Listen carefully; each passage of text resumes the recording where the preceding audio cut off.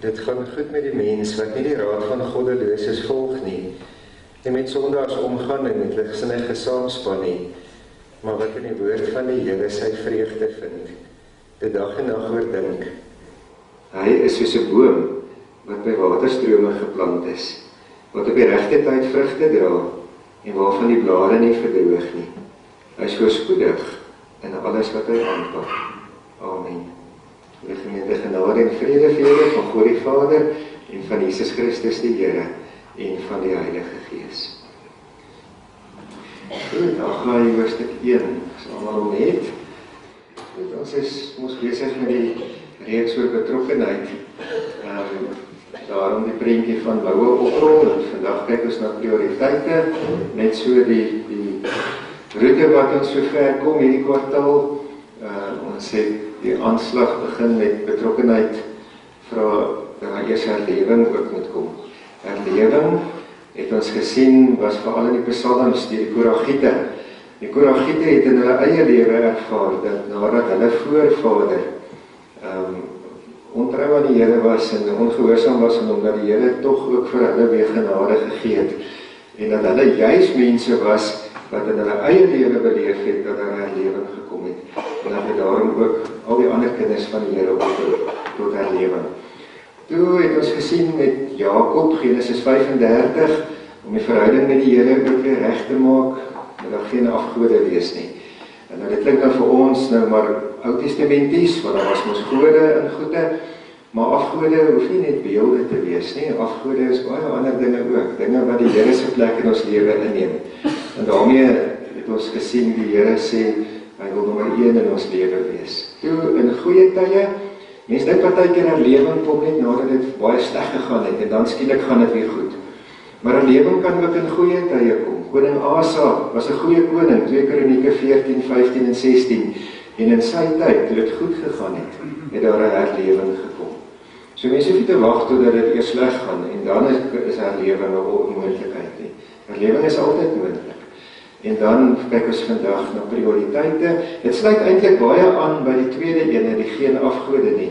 Maar prioriteite gaan ook weer daaroor, dat God ons eerste prioriteit moet wees. Goed, dit dan nou die agtergrond. Dan begin ons lees by Haggai vers 1. Die woord van die Here deur die profeet Haggai gekom tot Zerubabel, seun van Sealtiel en goewerneur van Juda, en tot die hoëpriester Yeshua, seun van Josadak. Dit was op die eerste dag van die 6de maand, in die tweede regeringsjaar van koning Darius. So sê die Here die Almagtige, hierdie volk sê, dit is nie nou die tyd om die tempel te herbou nie. Toe die woord van die Here weer deur die profeet Haggai gekom, is dit nou die tyd vir julle om in pragtige huise te woon, terwyl my huis in pyn lê? Daarom so sê die Here die Almagtige, neem ter harte wat met julle gebeur. Julle het baie gesaai, maar min geoes. Julle het geëet, maar nie genoeg gekry nie. Julle het gedrink, maar dors gebly.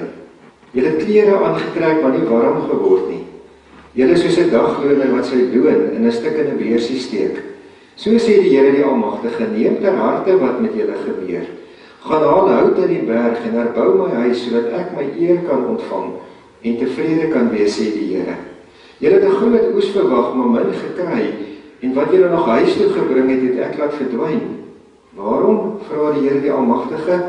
Omdat my huis in pyn lê, terwyl elkeen van julle hard besig is om aan sy eie huis te werk. Dit is oor julle dat die hemel sy reën en die aarde sy opbrengs teruggehou het. Ek het droogte laat kom oor die land en oor die berge, oor die koring, die wyn en die olie, oor die opbrengs van die land, oor mens en dier en oor alles waarmee die mens hom besig hou. Toe Zerubabel, seun van Sealtiel, en die hoëpriester Yeshua, seun van Josadak, en almal wat van die volk oorgebly het, ter harte geneem wat die Here hulle God gesê het, wat die profeet Haggai in opdrag van die Here hulle God gesê het. Die volk was vervul met ontzag vir die Here. Haggai, die boodskapper van die Here, het in opdrag van die Here vir die volk gesê, ek is by julle, sê die Here. Die Here het toe vir Zerubabel, seun van Sealtiel en goewerneur van Juda, en vir die hoëpriester Yeshua, seun van Josadak, en vir almal wat van die volk oorgebly het, aangevuur. En hulle die werk aan die huis van hulle God, die Here die Almagtige, aangepak. Hulle daarmee begin op die 24ste van die 6de maand. Ons lees tot sover.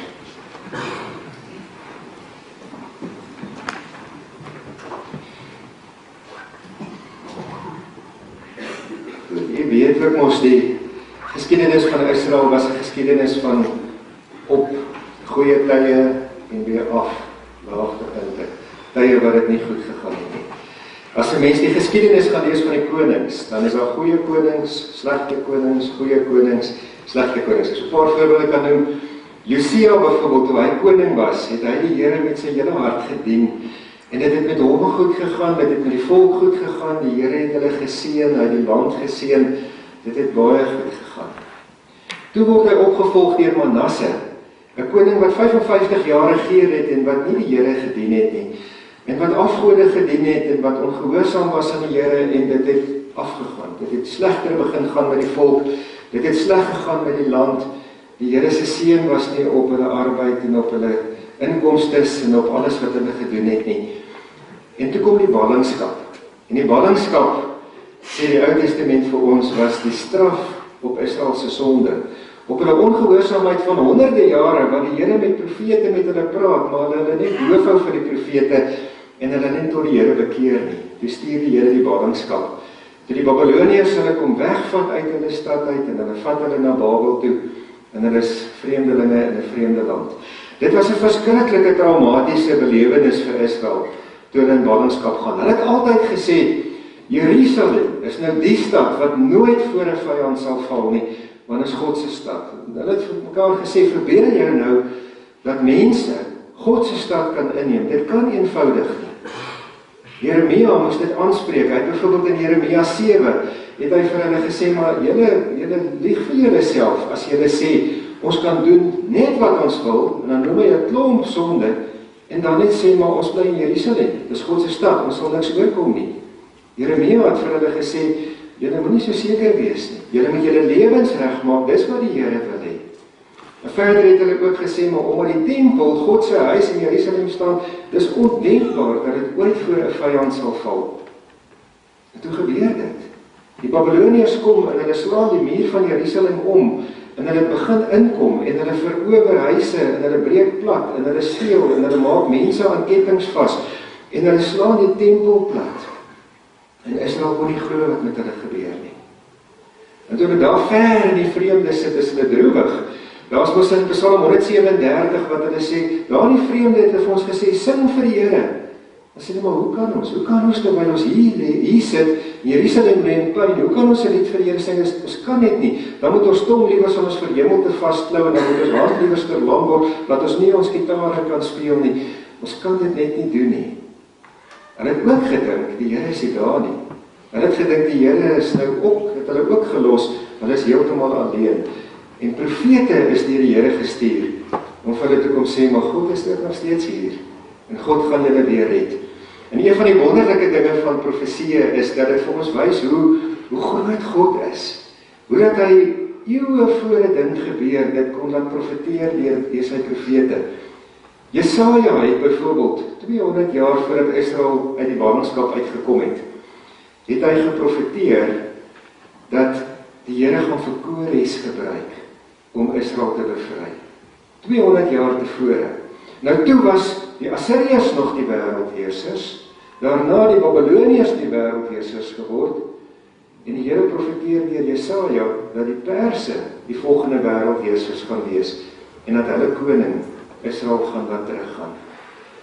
Hy sê in Jesaja 44 vers 28, die Here het vir Kores gesê, ek het jou aangestel as herder. Jy moet doen wat ek vir jou sê. Jy moet sê dat Jerusalem weer herbou moet word, en dat die tempel weer herstel moet word. Nou kyk net hoe groot is God, nee? 200 jaar, niemand het nog eers daaraan gedink, die Perse gaan moontlik daai tyd die wêreld mag wees nie. En boonop die koning van 'n heidense volk, wat die Here sê, ek het vir hom gesê wat hy moet gaan doen, en dit het presies net so uitgewerk. Toe hy die Babiloniërs verslaan, toe sê hy vir Israel, gaan terug na julle land toe, en hy skryf, hy gee opdrag, dat hulle Jerusalem moet gaan herbou, dat die tempel moet gaan herbou. Menslik gesproke, wat se kans is daar dat 'n heidense koning sal sê, gaan herbou God se koning, se tempel? ek skryf dit, niemand mag julle keer om dit te doen nie. Kan jy sien hoe groot is die Here? Hoe wonderlik werk hy? Nou sou 'n mens dink, hierdie volk wat dit beleef, hulle was nou ballingskap, hulle was treurig, droewig, hulle het gehuil, hulle wil niks weet van bly wees nie, die Here bevry hulle. Moet hierdie blydskap en hierdie vreugde en hierdie opgewondenheid wat hulle het nie nou maak, dat as hulle terug is in hulle land, dat hulle dan sê, Here, nou, kom u saak eerste, en ons gaan voluit vir u lewe, en ons gaan uit dankbaarheid alles vir u gee. Dit sou 'n mens mos verwag, dat 'n volk wat dit beleef, uit dankbaarheid dit vir die Here sou gee. En dan lees ons dat dit nou nie so was nie. 50.000 mense gaan aanvanklik terug, 1 uit elke 6 wat in Babel was.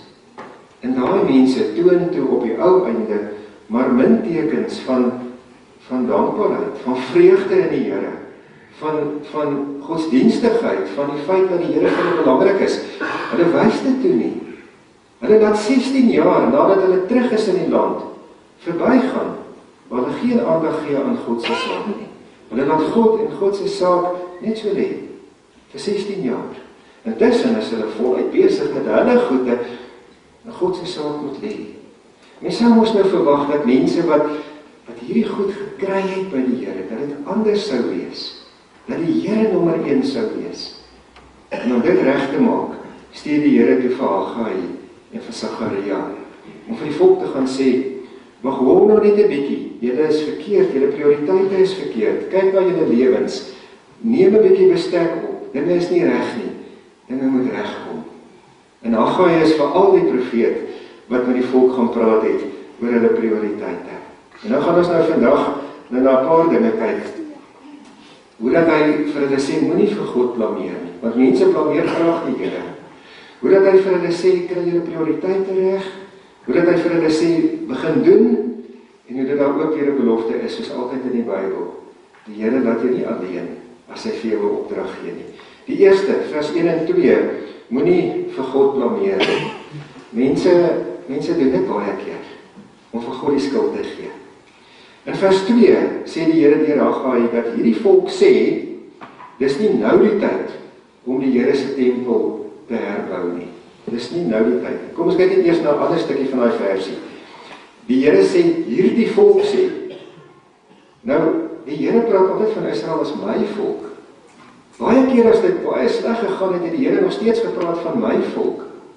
Maar kan jy sien hoe dat hierdie 16 jaar, nadat hulle reeds hulle straf uitgedien het vir hulle sonde, en hulle nog geen dankbaarheid en opgewondenheid vir die Here gewys het nie, en hulle sy saak nog steeds nie prioriteit gemaak het nie, hoe dit verwydering tussen hulle en die Here gebring het, dat die Here van hulle praat as hierdie volk. Nie myne nie, hierdie volk. Kan jy sien hoe dat sonde verwydering gebring het? Nou waar blameer hulle die Here? As hulle sê, dis nie nou tyd om die Here se tempel te herbou nie, dan sê hulle eintlik, weet jy Haggai, dit gaan so sleg met ons ekonomie. Dit gaan so sleg in die land.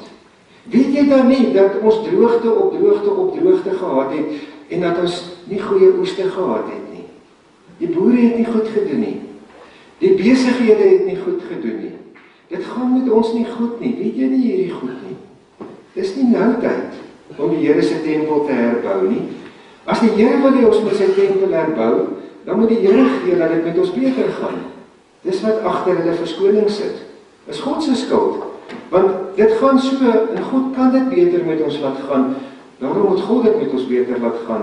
Dan sal ons weer aandag aan sy saak gee. Hulle blameer vir God. En doen mense dit nie vandag ook nog maar baie keer nie. Blameer vir God. Blameer vir God vir dinge wat nie reg is nie. Vir swaar kry. Vir dinge wat oor jou lewe kom wat jy nie verstaan nie. En ons gaan net nou sien, hoekom hierdie goed oor hulle lewe gekom het. Ja, as 'n mens verskoning soek om vir God nie prioriteit te maak in jou lewe nie, sal jy verskonings kry. Dit is soos wat hulle ons sê, dat as jy 'n hond wil slaan, sal jy 'n stok kry. En as jy verskonings wil uitdink om die Here nie prioriteit om te maak nie, sal jy baie verskonings kry. As die Here nie prioriteit nommer 1 is nie. As ons praat van betrokkenheid, dit gaan oor ons prioriteite, dit is ophou om God vir omstandighede te blameer. en ons eie lewens bekyk. En dis wat volgende gebeur in vers 3 tot 6. Want wat gebeur in vers 4? In vers 2 sê Haggai, hierdie volk sê, dis nie nou die tyd om die Here se tempel te herbou nie. Nou vra die Here vir hulle in vers 4, maar is dit nou die tyd vir julle om in pragtige huise te bly? Sien jy wat het gebeur?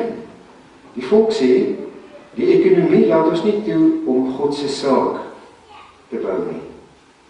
Maar die ekonomie het hulle wel toegelaat om hulle eie koninkrykies te bou. Maar die Here sê, julle bly dan in mooi huise, maar my huis lê in pyn. So daai verskoning wat hulle gebruik het, was nie eintlik 'n goeie verskoning nie, want die Here kom vra nou vir hulle, en julle dan? Hoekom is dit dan regte tyd vir julle? Maar dit is nie regte tyd vir julle, vir my saak nie. En as die Here daar praat van pragtige huise, dan gebruik Haggai in die Hebreëse woord wat beteken betimmerde huise. Nou 'n betimmerde huis het beteken 'n huis wat beslaan was met houtpanele. So dit was nie net 'n huis wat met klip gebou was of met modder gebou was en dan is dit 'n huis nie. Hulle het hierdie huise met houtpanele beslaan. En daai tyd was dit 'n verskriklike duur boumateriaal. Hout moes ingevoer word, dit was duur. Daar moes vakmanne wees om planke daarvan te maak. Die arbeid was duur. As jy 'n huis met hout betimmer het, het jy baie geld uitgegee op daai huis. Nou kom Haggai en hy sê vir hulle, die Here sê, julle sê, daar's nie tyd vir sy huis nie, maar julle beslaan julle huise se mure met houtpanele. Die feit dat die tempel in ruïnes gelê het meer gesê as net 'n gebou wat afgebreek was. Dit het iets gesê van die mense se harte. Dit het vir hulle gesê dat God se saak nie in hulle harte was nie. Dat God se saak nie in hulle gedagtes was nie. Dat God se saak vir hulle 'n bysaak was en nie die hoofsaak in hulle lewe nie. Ja, as hulle die prioriteitslysie opgestel het, het hulle God se werk nie by punt 1 gesit nie. Dit het iewers daar af op die lysie gekom. En nou kom Haggai en die Here gebruik hom om vir hulle te sê, nou dat julle dit weet, kyk nou weer na julle omstandighede. Hoe gaan dit rondom julle? Eers vers 3 tot 5. Julle saai baie, maar julle oes min. Julle eet, maar julle word nie versadig nie. Julle drink, maar julle dors word nie geles nie. Julle trek klere aan, en julle word nie warm nie. Julle is soos iemand wat sy geld in 'n stukkende beursie sit. Dis tragies, sê jy loop met 'n beursie en jy sit nou maar heeltyd jou geld in wat jy klein geld kry, maar het val onderuit. Dan op die ou en dan dink jy het geld nie, jy het nie meer nie. Maar behalwe vir dit, kan dit ook daarop dui dat wat jy verdien teenoor die lewenskoste so erg is dat jy amper met jou geld niks kan doen nie. Jy het geld nie, kan niks daarmee koop nie. Ons ken dit mos. Hoekom het dit so gegaan? Hy gaan aan verder in vers 9 tot by vers 11. In vers 9 kom hy en dan sê hy, julle het 'n groot oes verwag. Julle het min gekry, en wat julle huis toe gevat het, het ek ook nog laat verdwyn, sê die Here. En dan vra die Here vir hulle vers 10, waarom? Waarom gaan dit so in die land? Dan sê die Here, dit is omdat my huis in pyn lê, terwyl elkeen van julle hard besig is om aan julle eie huise te werk. Met ander woorde, prioriteitslysie, nommer 1 ek, nommer 2 ek, nommer 3 ek, nommer 4 ek, nommer 5 ek, iewers daaronder toe die Here. Dan gaan die Here aan om vir hulle te sê, daarom reën dit nie, daarom gee die hemel nie sy reëns nie, daarom gee die aarde nie sy opbrengs nie, daarom is daar droogte oor land en oor berg, oor die opbrengs van die land, oor koring, wyn en olie, oor mens en dier en oor alles waarmee die mens hom besig hou. En weet jy wat 'n interessante ding is? In die oorspronklike tale het die mense baie gebruik gemaak, as hulle werkwoorde gebruik het, van sekere tipes werkwoordvorms om 'n sekere boodskap oor te dra. En hierdie vers 3 tot 5 en vers 9 tot 11 is geskryf in wat ons in Hebreëus noem die infinitiefs absolutus. En dit beteken, as 'n woord in daai vorm geskryf is, beteken dit, hierdie is 'n altyd geldende waarheid. So die Here het al in Haggai gesê, dat dit so gaan, is nie net in Haggai se tyd die rede nie. Dit is altyd so. Daarom dat ons ook na ons prioriteite moet kyk. Die hemel gee nie sy reën nie. Die aarde gee nie sy opbrengs nie. En Haggai se tyd het die Here infinitiefs absolutes werkwoorde gebruik om te sê, is dit nie dalk omdat ons hom nie meer eerste stel in ons lewe nie. Iemand het dit in Engels so mooi gesê, if you cheat God, you cheat yourself. As jy God indoen, doen jy ook jouself in.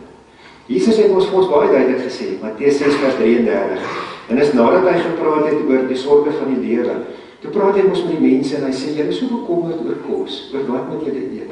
En julle is so bekommerd oor klere, oor wat moet julle aantrek? Hoe sê Jesus vir hulle, ons kyk na die voëls, kyk na die lelies, en wat sê Jesus aan die einde daarvan, vers 33? Beywer julle allereers, met ander woorde, wat moet jou eerste soeke wees, jou eerste prioriteit? Die koninkryk van God, en die wil van God. En dan sal God die ander dinge gee. Maar ons gaan dit om. Ons soek eers die ander goed, en dan die koninkryk. Maar Jesus sê nee, eers die koninkryk, en dan sal die ander dinge in ons lewe regkom. Kan jy sien ook as ons na ons prioriteite kyk, hoe dat dit ook sal bydra tot beter betrokkenheid in God se koninkryk. Dan vers 7 tot 12 sê Haggai vir hulle, okay, nou moet dit nie net bly by wat julle weet nie, dit moet nou doen word. Dit gebeur so baie keer dat mense vergaderings hou, en as jy die volgende vergadering hou, dan is dit klomp goed wat op die eerste vergadering besluit is nie gedoen nie, naderhand word dit nooit gedoen nie, dan word net vergadering op vergadering gehou. Haggai wil keer dat dit nie op nou weer net gebeur, dat die mense uitstap en sê, toe maar Haggai het goed gepraat nie, dan moet iets gedoen word. En Haggai sê vir hulle in vers 8, gaan haal hout in die berg, dat ons die Here se tempel kan herbou. En weet jy wat vir my so mooi is daarvan? Hoekom moet hulle dit doen? Daar staan ook in vers 8, die Here sê, sodat ek die eer kan ontvang wat my toekom. Alles wat ons vir die Here doen, wat jy in God se koninkryk doen, en ons het ons nou al gesê, dit hoef nie net in die gemeente te wees nie, dis daar waar jy werk, dis God se koninkryk in die wêreld. Wat jy ook al in God se koninkryk doen, doen jy dat God geëer kan word. As jy 'n getuienis lewer, as jy iemand bemoedig, as jy vir iemand bid, wat jy ook al doen, elke bydrae wat jy lewer, deur jouself te gee, deur jou tyd te gee, deur jou aandag te gee, deur geld te gee, deur middele te gee, wat jy ook al doen, dit alles is tot eer van die Here. Dis wat die Here hier sê, want hy wil die eer ontvang wat hom toekom. En dan lees ons hoe dat hierdie preek hierdie mense aangegryp het. 23 dae later, toe begin hulle bou. Nou dis nou nogal, mense besef dit dalk nie altyd nie, maar dink 'n bietjie hoe lank kan dit vat om 'n ding te beplan? Sê nou maar net ons sal nou hier 'n saal wil bou. Hoeveel vergaderings gaan ons moet hou voordat daar enige teken gaan kom, voordat ons nog fondasies gaan begin grawe? Dit gaan lank vat. Die eienaarskommissie gaan moet vergader, en die kerkraad gaan nog 'n keer moet vergader. Dit gaan lank vat. Jy weet mos dat goed vat lank in hierdie wêreld. Hierdie ouens was so aangegryp. Toe Haggai hierdie dinge sê, 23 dae later te begin hulle bou. Hulle het glad nie gras onder hulle voete laat groei nie. Hulle het aan die werk gespring, en hulle het die Here se saak eerste gestel. Dit bring ons dan by die laaste ding. Mense sê baie keer, maar ek is nou so moeg, of ek is nou gedaan, of ek kan net nie meer nie. Altyd gee die Here 'n belofte saam met 'n opdrag. En ook in hierdie gedeelte. Die Here kom en hy sê vir hulle, ek sal by julle wees. Met ander woorde, hulle weet, as ons hierdie werk gaan begin doen, doen ons dit nie alleen nie. En ons weet dit ook. In ons gemeente, wat ons ook al doen, as ons sê, maar ons is nou met hierdie tweede kwartaal op 'n reis besig, en ons vra die Here se hulp en sê, dan weet ons pak hierdie reis nie alleen aan nie. Elke dingetjie wat ons in die gemeente doen, weet ons die Here is saam met ons. En hoe moet dit ons nie bemoedig en ons aanmoedig om juis moedig te bly en voor te stry nie. En dan ook die feit dat die Here vir hulle in vers 14 dat daar staan, die Here het hulle aangevuur. So is so mooi dat dit daar staan. Die Here het 'n vuur in hulle aangeblaas. En omtrent, want 23 dae later het hulle die hout en hulle het al die goed en hulle die planne en hulle begin te bou. En hulle het in 'n rekordtyd ook, het hulle dit ook weer gedoen. Die Here het hulle aangevuur. Dis vir ons ook daar. Die Here sal nie vir ons opdragte gee wat jy alleen moet doen nie. As hy vir jou iets op jou hart lê om in sy koninkryk te doen, gaan hy ook vir jou toerus. Gaan hy ook vir jou naby wees. Die groot probleem met Israel was, hulle prioriteite was nie reg nie. Dit was my saak, my saak, my saak, my saak, my saak, as die omstandighede verander, miskien dan oor 'n paar jaar, dan die Here. Die Here kom en hy sê, nee, skryf 'n nuwe prioriteitslysie. God, nommer 1. Dis waartoe die Here ons ook altyd roep. Onthou, dis infinitiefs absolutus werkwoorde hierdie. Die Here roep altyd sy kinders op. Hy wil nommer 1 wees. En ons elkeen se lewe. Amen. Daar was 'n mooi gedagte gewees in die konsistorie. Josef het dit gevra. By ons huise, baie keer, baie families hou ons hande vas as ons bid. Omdat ons 'n familie is. En ons is ook 'n familie. Daarom vir die van u, vir wie dit gemaklik is en vir wie dit moontlik is, wil ons dan ook vra as ons dan ook nou gaan bid, dat ons ook sal hande vashou as 'n familie. Kom ons sit net so dan bid ons saam. Hemelse Vader, dankie dat u vir ons weer op ons harte kom lê. Gaan kyk weer na die prioriteitslysie. Dit kan nou onbewustelik gebeur, ons bedoel dit dalk nie so nie, maar onbewustelik gebeur dit dalk, Here, dat u afskuif op ons lysie. En so moet dit nie wees nie. Ons neem ter harte, Here, wat u deur die profeet Haggai in 520 voor Christus al vir mense gesê het. En ons wil vir u sê, Here, ons wil op ons prioriteitslysie in ons eie lewens, ook in ons gemeentelewe, u heel bo skryf. U koninkryk en u saak. Dankie, Hemelse Vader, dat u liefde, u Heilige Gees en u liefde, Romeine 5:5, in ons harte uitgestort het. Dat omdat u ons eerste lief gehad het, en omdat u liefde in ons gegee het, kan ons ook lief hê. Here, ons het mekaar lief, en ons het vir u lief. En ons wil elke dag ook, Here, uit dankbaarheid hierdie liefde lewe. Dankie vir vanmôre vir die twee kindertjies wat gedoop is. En dat u ook vir hulle kom wys het dat u vir hulle lief het. Ook vir hulle ouers gewys het dat u hulle kinders reeds aan u gebind het. Wil u ook daardie huisgesinne wonderlik seën. Dankie dat ons kan bid vir ons almal op ons voorbereidingslysie.